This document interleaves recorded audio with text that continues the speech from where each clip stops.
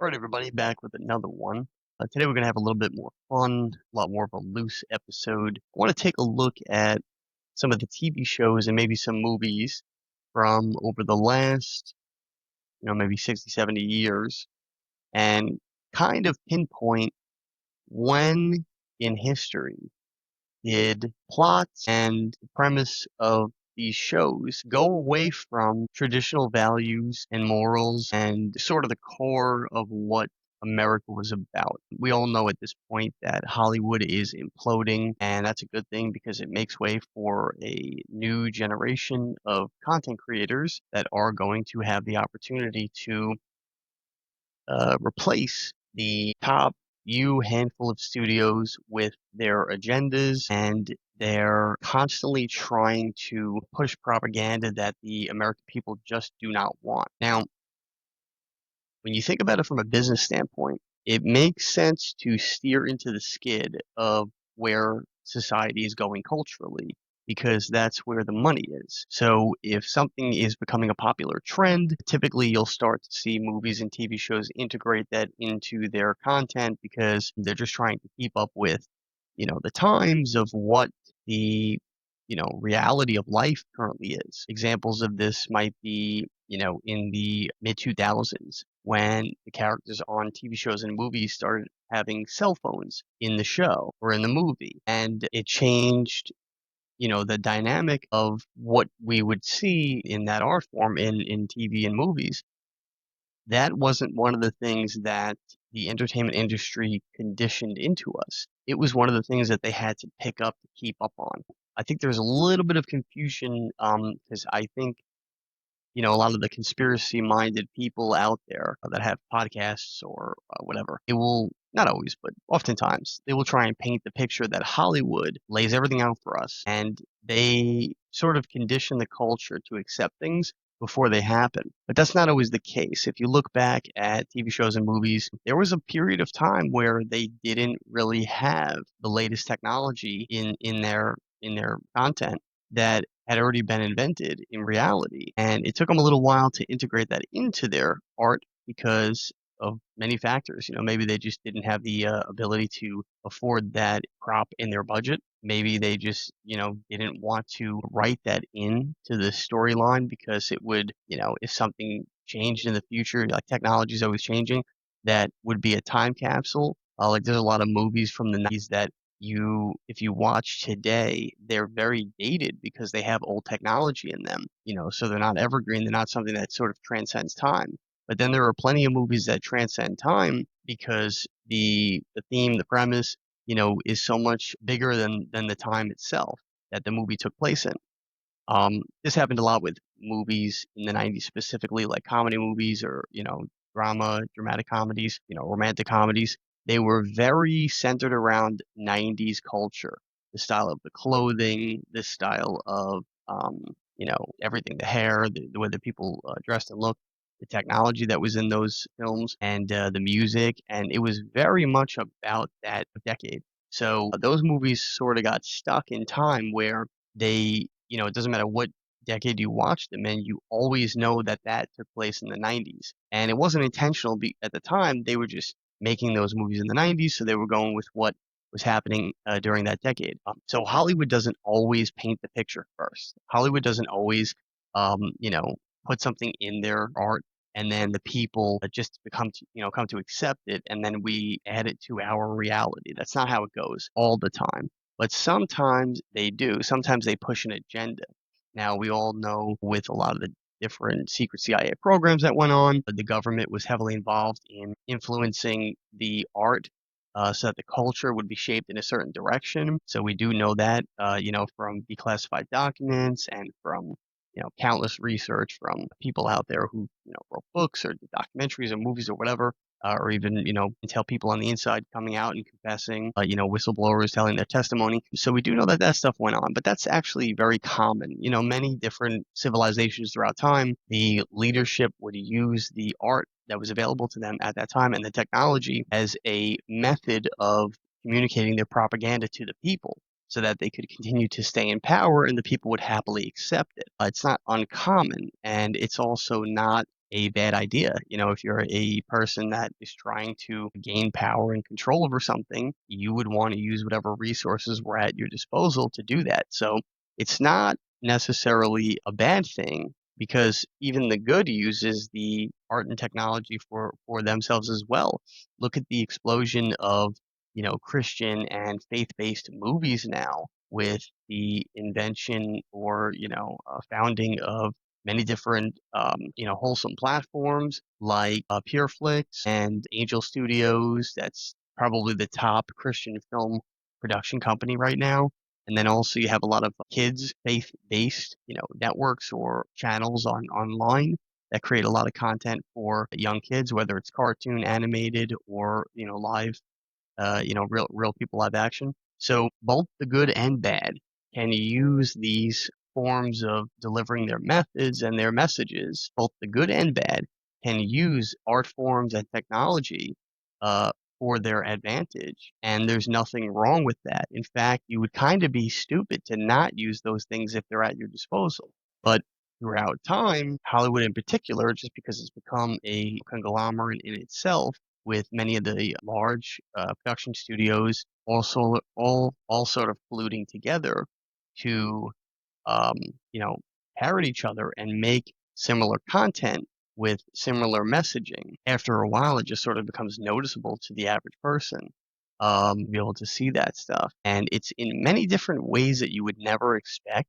Some of it is right there in your face with the plots, the storyline of what's actually happening in the film or TV show. A lot of it is in the characters themselves and how they are created to sort of convey to the audience, this is how this type of person should be in reality. And we'll probably talk about this a little bit today, but if you notice the way that men are depicted in movies and TV shows today, is a lot different than the way they were back then. Now, if you're part of the younger generation, especially Gen Z, you probably don't notice the difference because you weren't alive back when men were men in movies and TV shows. A lot of the times men were the strong, leader, that they should be in reality, in real life. And they were basically the centerpiece of the movies and the TV shows. Nowadays, that's kind of flipped.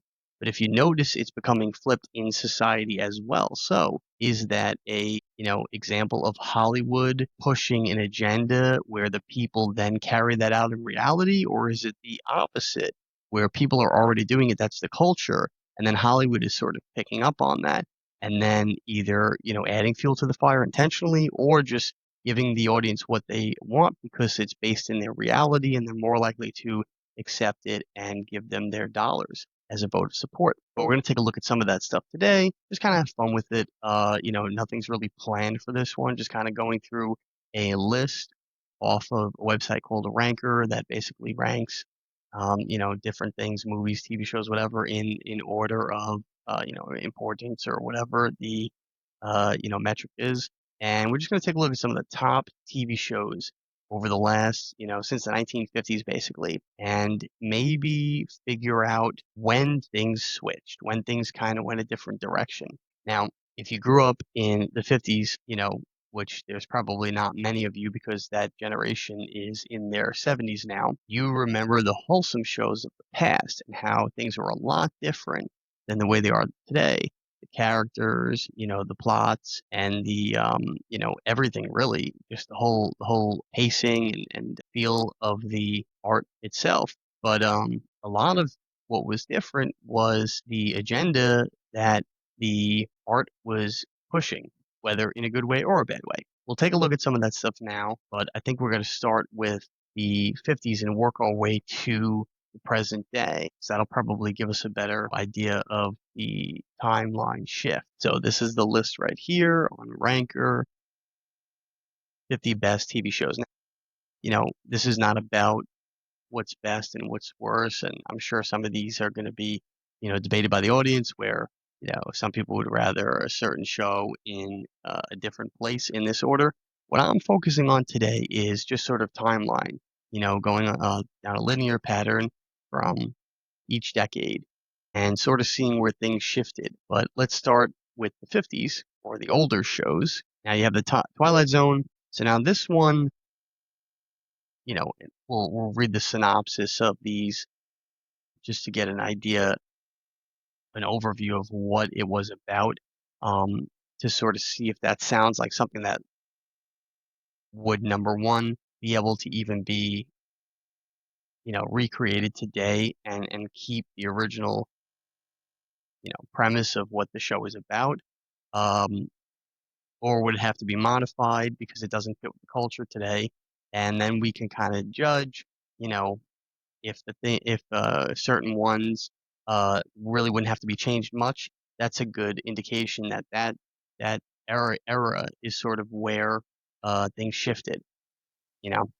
So the Twilight Zone, if you don't know this, it's one of the greatest shows of all time, and it was actually ahead of their time, all about just weird, interesting things. I mean, this sort of probably kicked off conspiracy theories from a cultural standpoint in terms of entertainment influence. But if you ever have a chance to go back and watch The Twilight Zone, it's an excellent show, way ahead of its time. I think there's some conspiracies around that about how maybe some people in the government were trying to start introducing these type of thought processes into the culture. But I don't really know if that's confirmed. It's just interesting point. I mean, there's a conspiracy for pretty much everything today.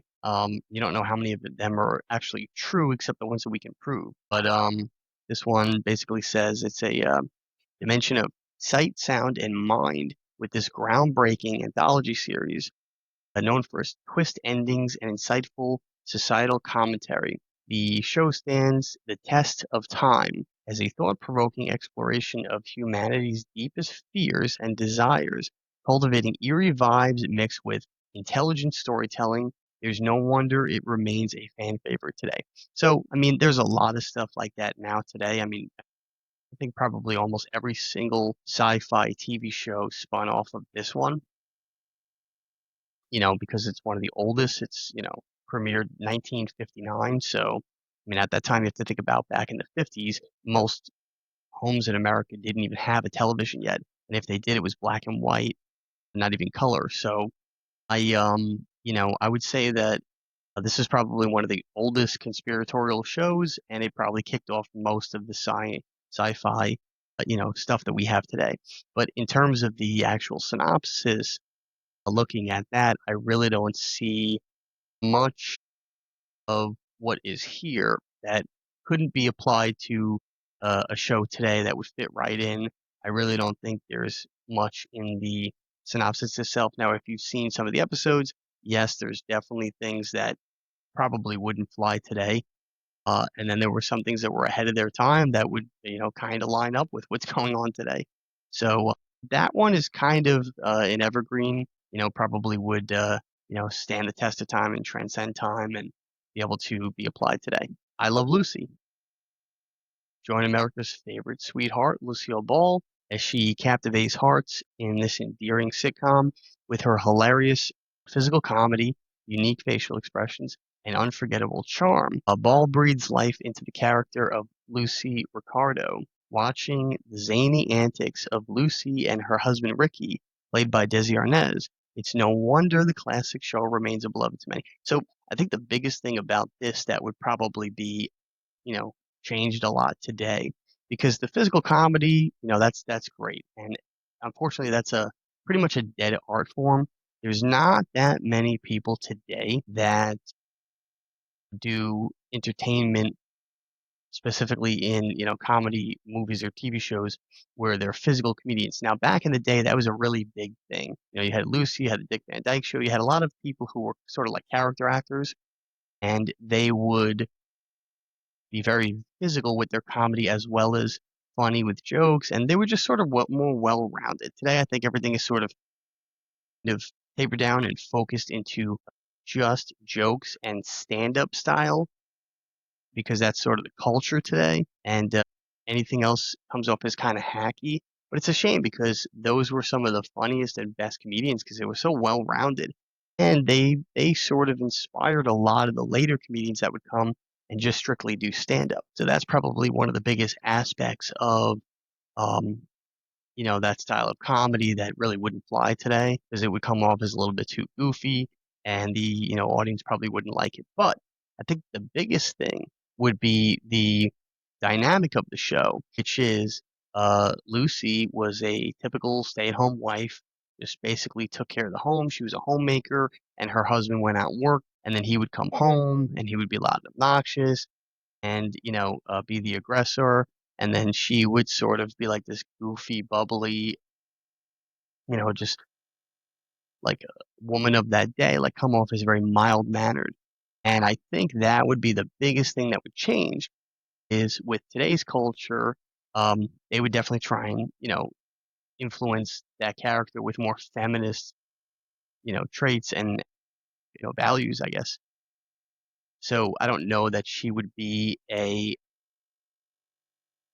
you know stay-at-home housewife who was sort of a ditz. They would probably try and make her intelligent. They would make her not a housewife. She'd be a career woman, and she wouldn't be subordinate to her husband in the show. So this show definitely could not be done today unless it was changed and made a lot more woke. Cartoons we're not going to get into because it's just I'm really looking more for stuff that's based in reality. But I will say this: the Looney Tunes was actually a great show, but I would never let my kids watch it today because it was so violent and there was so much darkness to it and dark humor to it that it it's okay for characters that are fictional because you don't care about them and you don't care about their actual life because they don't really have any.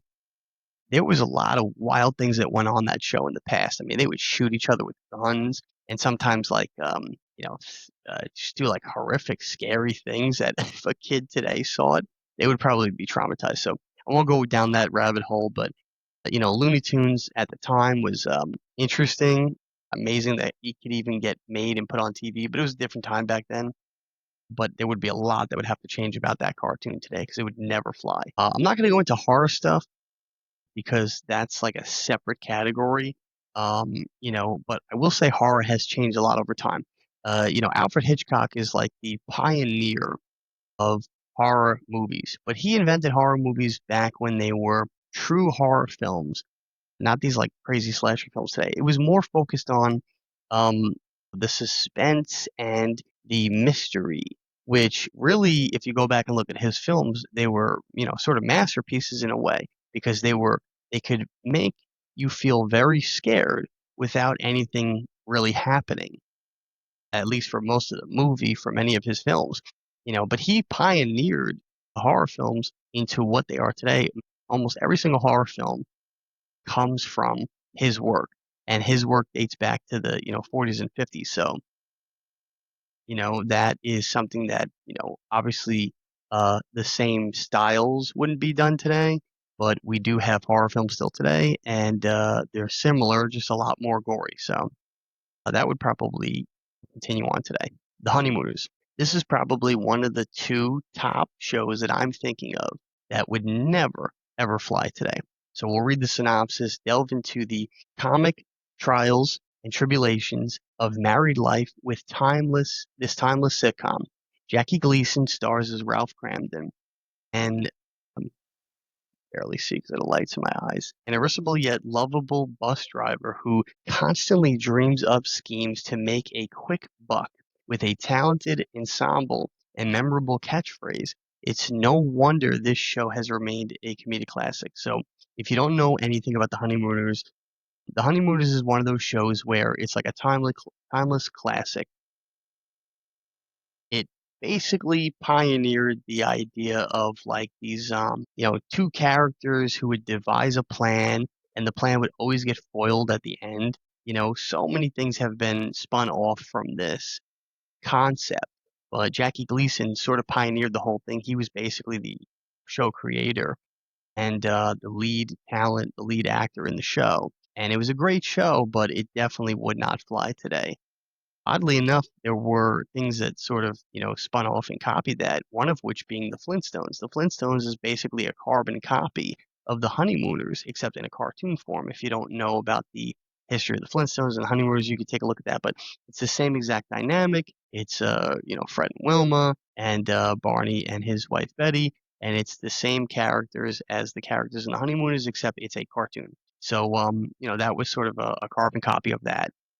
That's how powerful the Honeymooners was at the time. But if you look at the Honeymooners again, it was one of those shows where Ralph, the lead character, he was this demanding, aggressive, loud and obnoxious husband who was the guy who went to work and he just had a simple job. He was a bus driver, but he would go to work and act like a big shot, and he would always fall short. Which there was a comedic value to that. That it wasn't just about he's the man, he's this big shot. He thought he was, but the audience, everybody else knew that he wasn't. And then when he came to the realization of that, it would humble him. It wasn't just like he was going around boasting, thinking he's the greatest, and the audience was forced to accept that. But it was sort of like the jokes on him. But he would march home and demand things to his wife and, say crazy things like he's going to hit her to the moon and all kinds of, funny stuff. But, it was lighthearted, it was clean, but it would never fly today with today's culture. They would have to rewrite the whole show. The women would be strong, independent women who would be just happen to be married to these two guys who would probably be like schlubs and maybe have the same jobs, and the women would have better jobs and actually be the breadwinners. And, they would not talk to their wives the way that they did in the show. So that is definitely one of the top two shows that I can think of, and we'll probably see the other one soon. That would not fly today. It would absolutely get shredded and torn apart with mindset.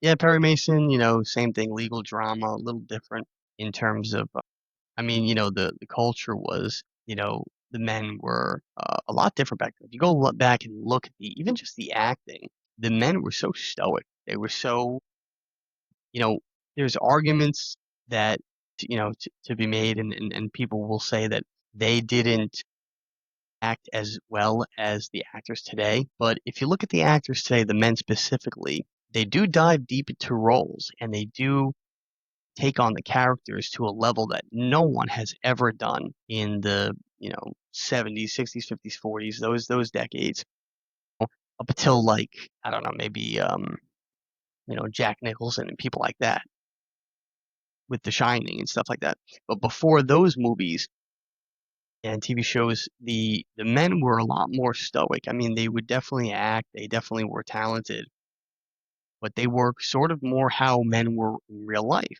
and how they might be. And the men today dive deeper into the role and they take on these characters that are unimaginable. But there's also something to that because these men from back in the day were a lot similar to how they were in the movies in terms of their, um, just the way that they carried themselves. The men in the movies today, a lot of times, will play these characters, and in real life, they're a lot different. They're weird, they're creepy, they're insecure. Um, they have a lot of issues that they have to cope with that they never dealt with in life. And so they turn to acting as like their outlet, their therapy. Something similar that comedians do as well. They go to the stage to get the laugh from the audience to sort of work out the therapy of all the jokes that they're making fun of about their life, that if they didn't joke about them and share that laugh with the audience, they would probably be in therapy all the time. So that's a way to sort of like avoid that life, but in the meantime, make a ton of money doing it, which is great if you can do that. But these actors today, they're a lot more, especially for the men, a lot more feminine in real life and a lot more sensitive and emotional compared to the men back then. So yeah, they do act probably a lot better, but it's really because they're not comparable to the men of the past. They can never really play certain type of men. Like I can't really think of a person, an actor, even some of the, more tougher ones that could play like a John Wayne character from back in the day, or like a Frank Sinatra in terms of the character that he's as the man had, not the actor. I don't really know many men actors today that could capture, their demeanor and their pure masculinity on and off screen. Even like a Sean Connery. That was a tough guy back then. I don't really think many male actors today could sort of match those men in terms of their raw masculinity, both on and off screen. So it's not comparable. But yeah, besides them not being able to act as these men, these characters on the screen,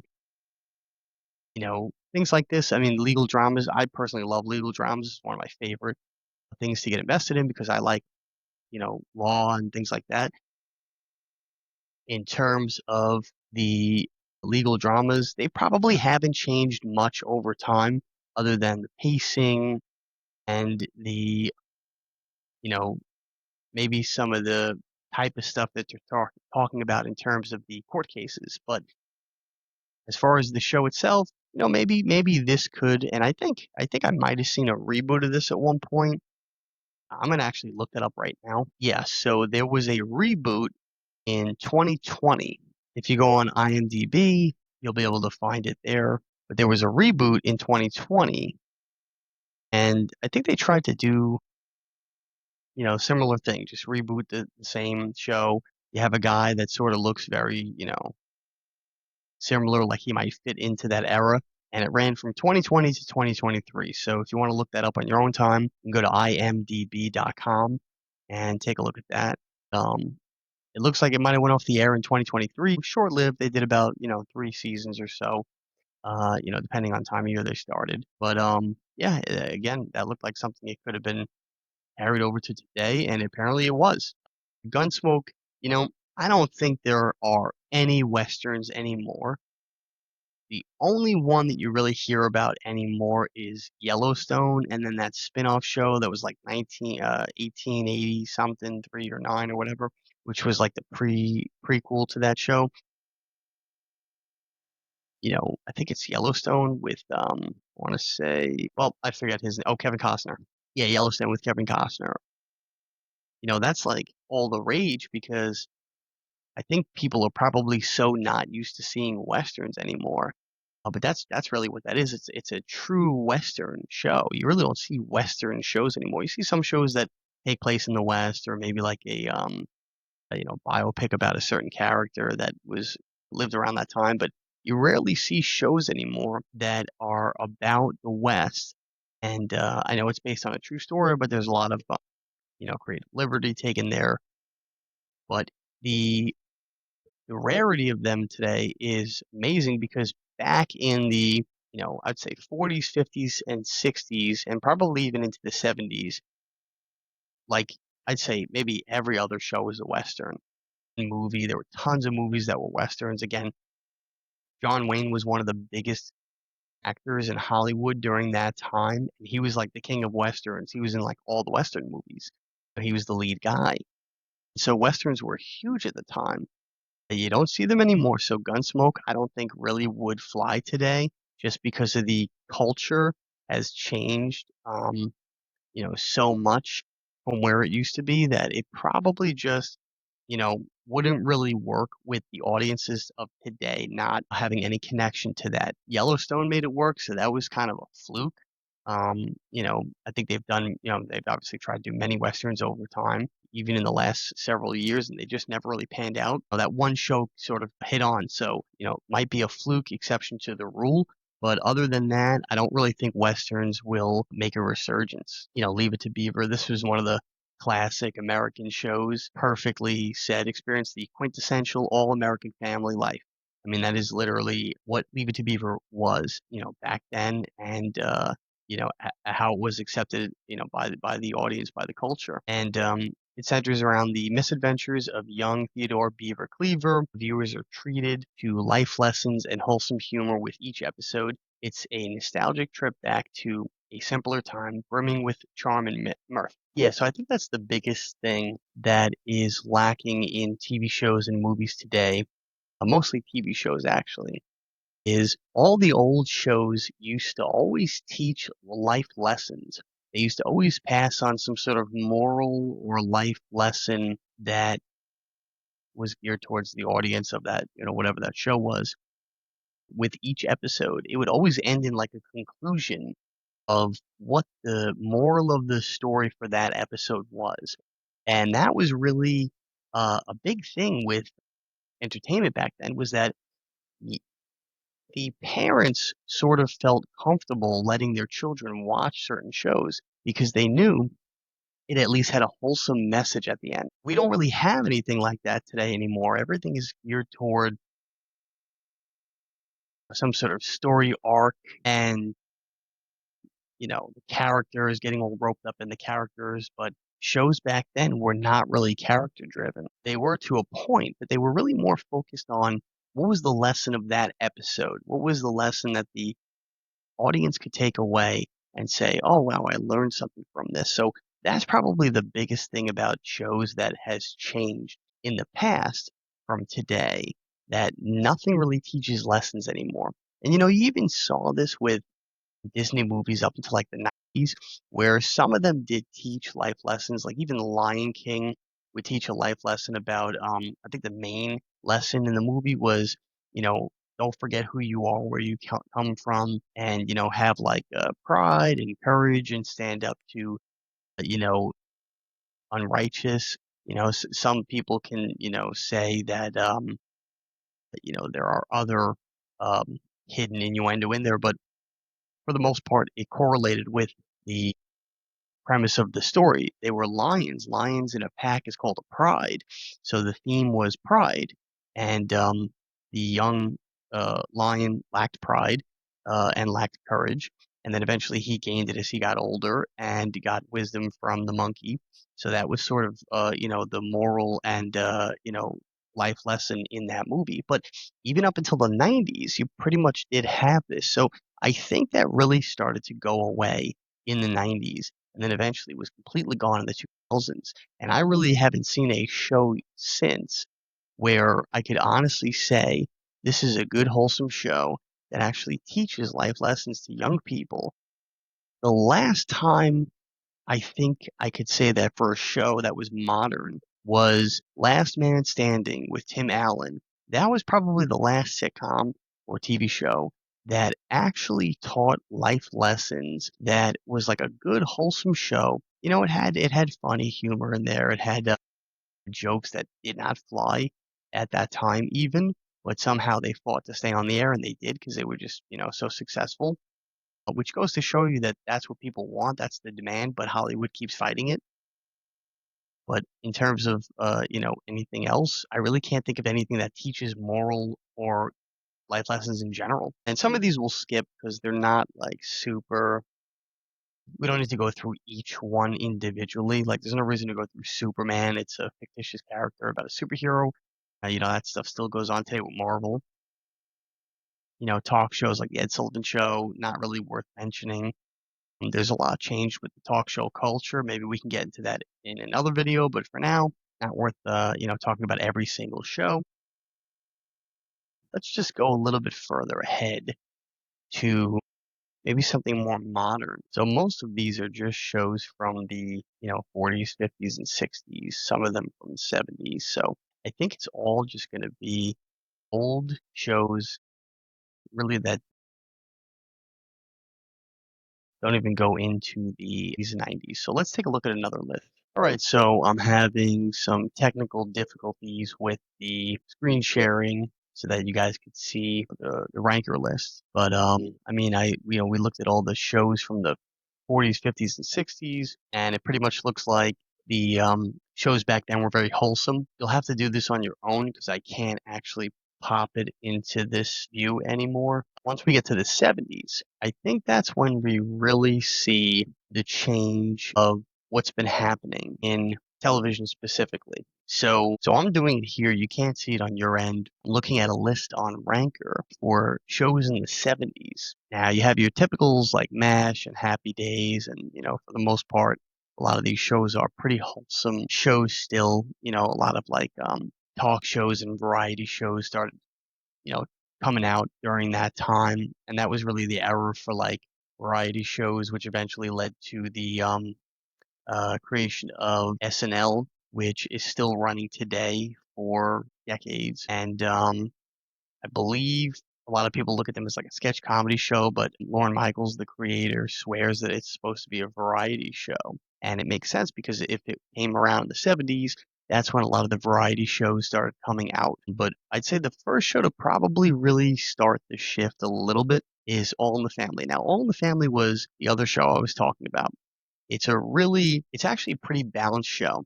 But back in the day, I mean, more recently rather, people don't look at it that way. They look at it as a show that is outdated, talks about things that, you know, people wouldn't talk about today or say them in a way that they say them on the show. The lead character, Archie Bunker, he's supposed to be like this really small-minded, maybe even racist type person, and the real guy, Carol O'Connor, was really nothing like that. He wanted to, depict that character because, whatever reason he had for the artistic creation of the show, which ended up being a hit. It was one of the top shows. I think it still is one of the top shows in television history. But on the show, you had the dynamic of there was contrast between his character and then his son-in-law's character, who was a flat-out communist. And that's really when they probably started introducing some of that stuff into popular culture, into entertainment anyway. When you think about it, communists in America already existed long before that. So that might have been one of those things where art followed the culture versus the other way around. I would probably say the bigger things would be when shows like Bewitched came on and things of that nature had, you started introducing witchcraft, but made it fun and lighthearted into the homes. And then you had more dry humor shows like Taxi that was, basically just a bunch of guys who were cab drivers hanging out at a taxi stand. And there was a lot of darkness around that. I mean, they made it a lighthearted comedy, but it had a dark feel. It had a very much New York City at that time in the 70s type of feel. And that sort of shifted from, sitcoms about families to sitcoms about your average, younger person at that time. And then Three's Company, that's a big one. I actually really like this show.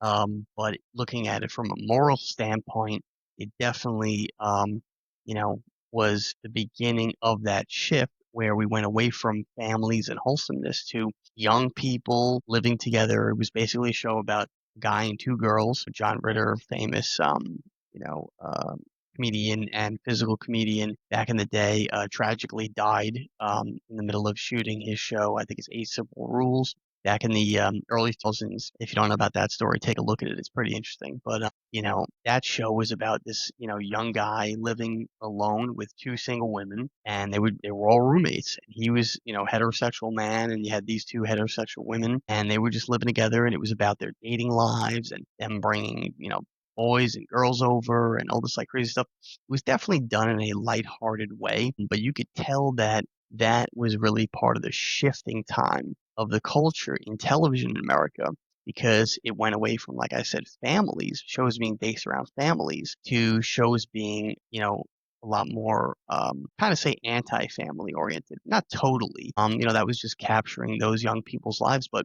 back in the day, women didn't really move out of their parents' home. And, they would stay living with their father until they met a man that they were going to marry and then move in with him. During that time, though, that's when you started having the women's liberation movement and feminism and stuff like that. So you did start to see women go out on their own, get their own place, move out of their parents' house, and things started to shift in the culture. So I don't know if that's one of those things where women were doing it first and then Hollywood followed. It probably likely is, but they might have also, tried to add fuel to the fire to shape the culture in that way. Um, yeah, that was a big show that I would say was probably one of the benchmarks in changing the culture in America from Hollywood from that standpoint. Same thing with The Odd Couple. That is a funny show about two guys living together. They're complete opposites. But again, there's no family there. It's just two guys living together as roommates, and there's no wife, there's no children. It's just sort of that, lifestyle, and that, eventually led into, I think, a lot of the cultural shifts in America for men in that perspective. And then you have the Brady Bunch. The Brady Bunch was a show about a blended family. It was a woman who had three children and a man who had three children from separate marriages, and they ended up getting together. and, getting married and living together with all the kids under one roof. And there was a lot of like innuendo about the, kids being attracted to each other because they're not related, but they're sort of married in this one big family. And there was a lot of weird stuff that was going on, but it was taking away from a traditional family and creating this new family.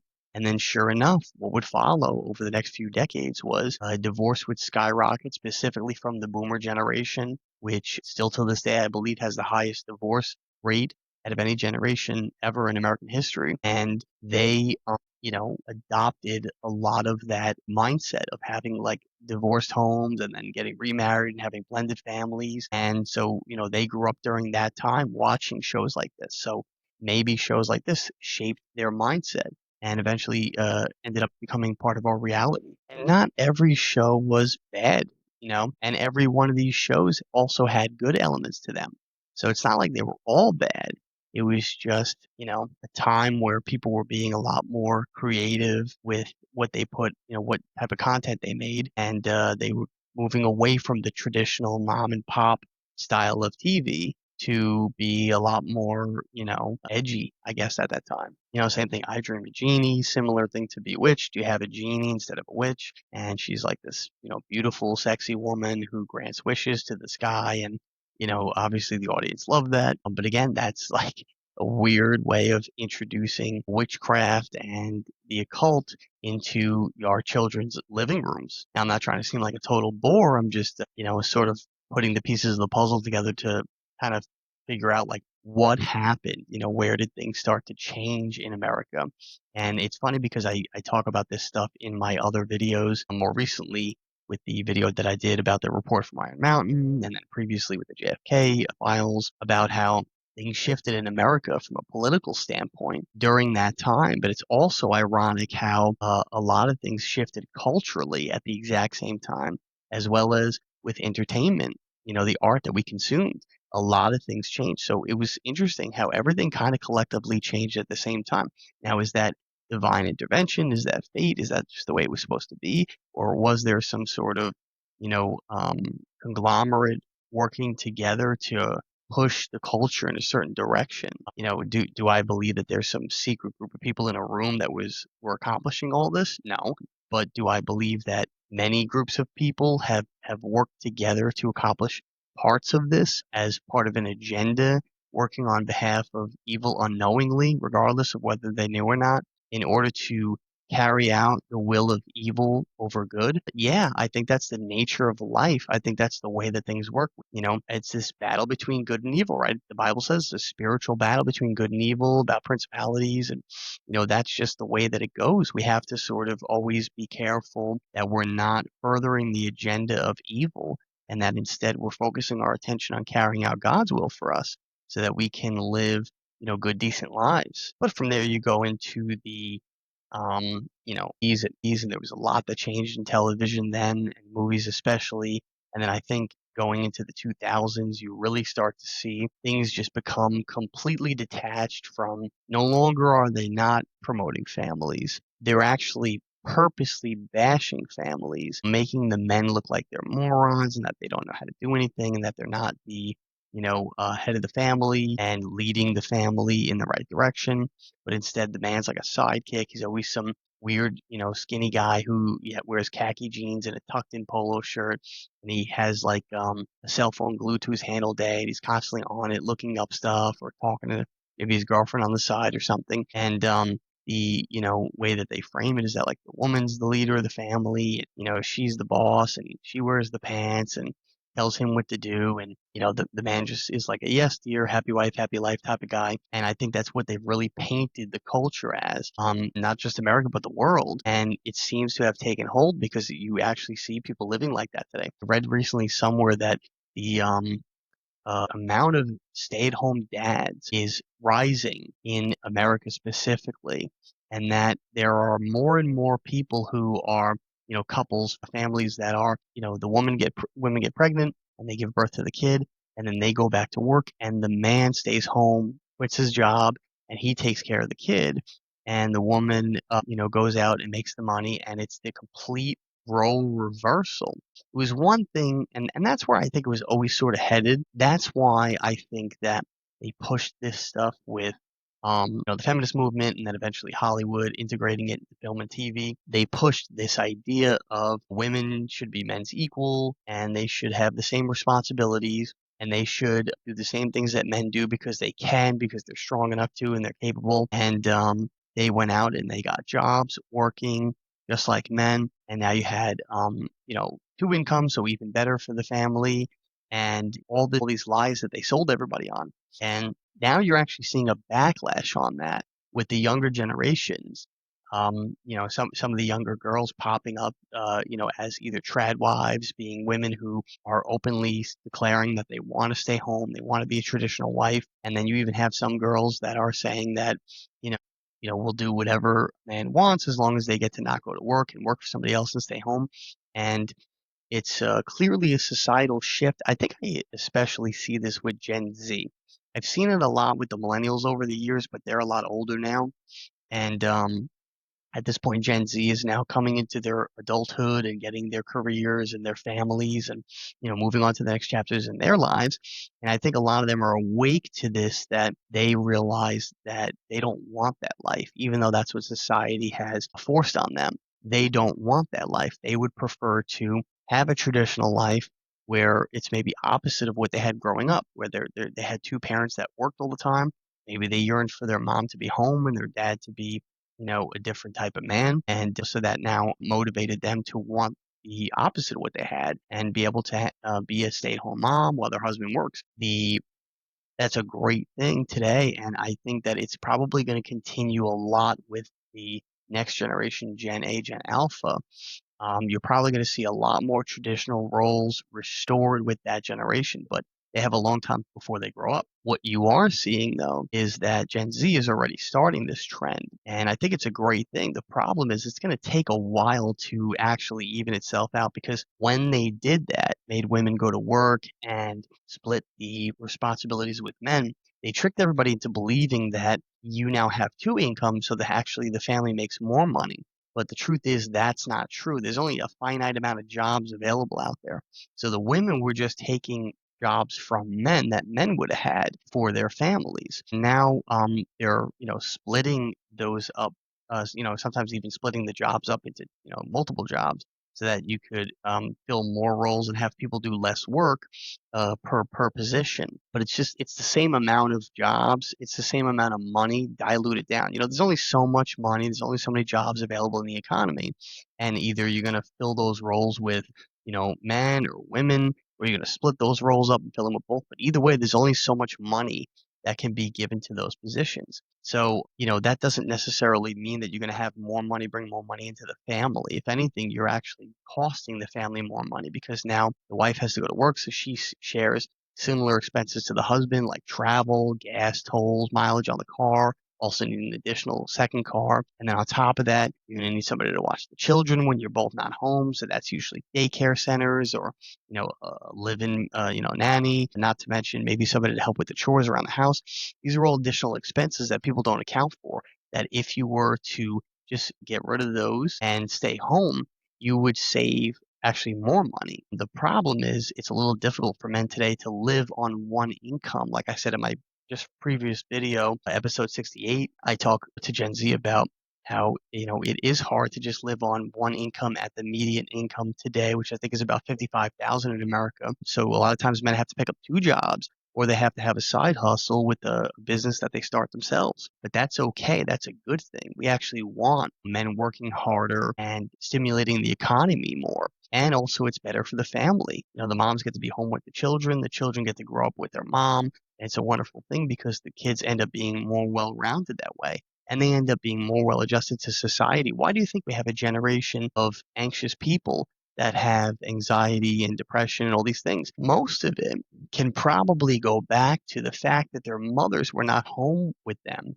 So they lack that natural love and connection and nurturing that they were craving from when they were kids that they never got. So they never got well adjusted to society. So now they're struggling emotionally with dealing with society in the right way, and it gives them anxiety and depression. Other things are definitely the foods that we eat, the poisons and the food in the air and everything else, and our lifestyles too, very driven and focused around technology and radio frequencies and all these different things. So, it definitely is other factors. I'm not blaming that one thing, but I do think it plays a huge role emotionally and psychologically. But you'll probably see this a lot less with Gen A. If the parents do the right thing and end up falling back into these traditional roles. Um, but yeah, basically this video is just to sort of, analyze what happened, when did things shift in the culture, especially from Hollywood with their art, and what impact has that had on society with the different generations, and what repercussions has it caused now with the new generation, Gen Z, that is rebelling against it and going back to the traditional norm. So there's a lot of stuff we can unpack there, and we probably will in future videos.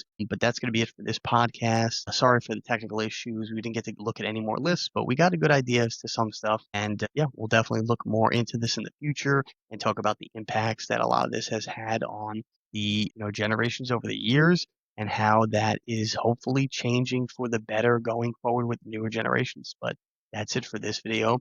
Don't forget to like, follow, subscribe, share, all that good stuff. And don't forget to put stuff in the comments if you like the video, if you don't like the video. All commenting is welcome here as long as you don't say anything that is not allowed by YouTube or Rumble. And you don't obviously bully anybody. You don't fight with anybody else in the comments. If you have a issue with the video, comment it in the comments. Let the world see. I usually don't delete comments, just because they criticize me or the content, but because I would, like to give people a voice if that's what they so choose. You have the right to your opinion. I have the right to mine, and time will tell who is right. But that's it for this video.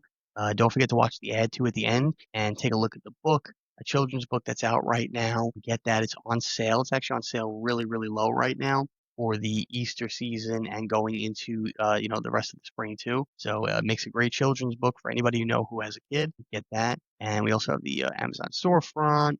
The apparel shop has a lot of really, really cool designs that we made, and they're available in many, many different apparel items. So check that out. And that's it for this video. Stay tuned for the next one. All right, everybody, I just want to take a moment to promote my children's book. This is Little Boy Full of Love. That's me on the back. And this is a little sneak peek on the inside.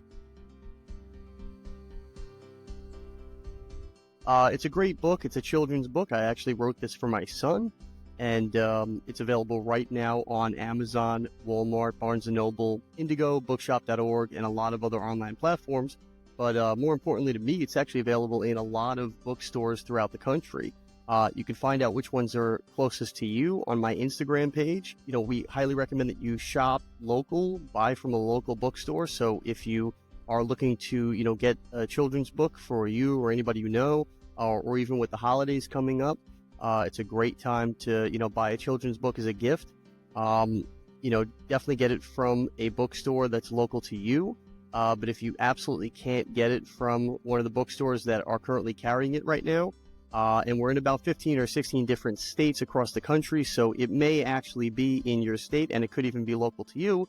But if you can't get it from the physical bookstore, check out our Amazon storefront. The book's available on there right now. And like I said, with the holidays coming up, you may want to do your Christmas or Hanukkah or holiday shopping early, and you can even order it from our Amazon storefront and ship it directly to whoever you're gifting it to. But it's available on those platforms, Amazon storefront and bookstores and other websites that I mentioned. But I want to take a moment here to look at the storefront just to give you an idea of some other stuff that we have available on there.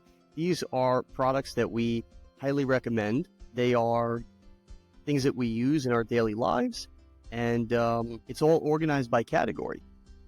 So it's a lot easier to, shop for the holidays and specifically for things that interest you, particular categories. Available right now, many different items on our storefront. If you can see here, 61 items just in women's apparel, fall decor, because right now we're in fall, 26 items, kitchen items, baking specifically, things for around the house, children's toys, even stuff for parties. If you're trying to save money on a party and throwing your own, occasion, you can even buy some cool gadgets here to help you, put on a better party. Health and wellness items here, even stuff for Christmas. And there's the book right there. So you can get it from the storefront. You can get it from the bookstores, like I mentioned. But it's available on all these different platforms. It's really easy to find and gift to somebody. Also, I want to show you the apparel shop, and these are some clothing items that we actually produced. So if you're looking to get some cool apparel items, shirts, hoodies, long sleeve, short sleeve, leggings, even accessories, cell phone cases, women's makeup bags, fanny packs, coffee mugs, all different types of stuff, even some, art, all different categories here: apparel, homeware, accessories, drinks, even digital items. It's all on this store, healthybodygoodssoul.com. Anything that pertains to you or somebody that you're looking to get a gift for the holidays. A lot of great designs on here, a lot of cool designs that we actually custom created. Stainless steel water bottles, especially now with the fall and winter. A lot of cool hoodies and long sleeve shirts. This is a really cool one, I think, for women. The original Be Your Soul apparel, that one's actually really popular. People tend to like that. This one's one of my favorites. The free shirt. It's the American flag, and it says free, and that says not property of the United States government. That one's pretty cool.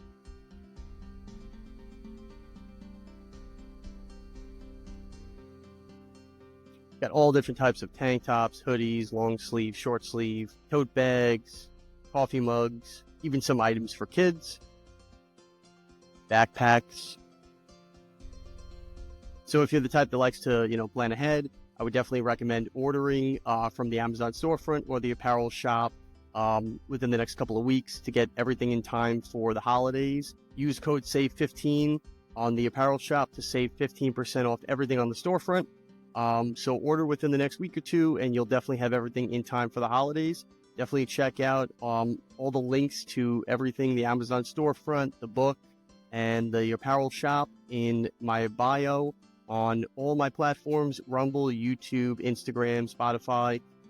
But you can also find them in all the show notes for every episode that I post, and get all your orders in time for the holidays. All right, that's it for this video. Don't forget to like, follow, subscribe, share, all that good stuff. It helps the channel continue to grow.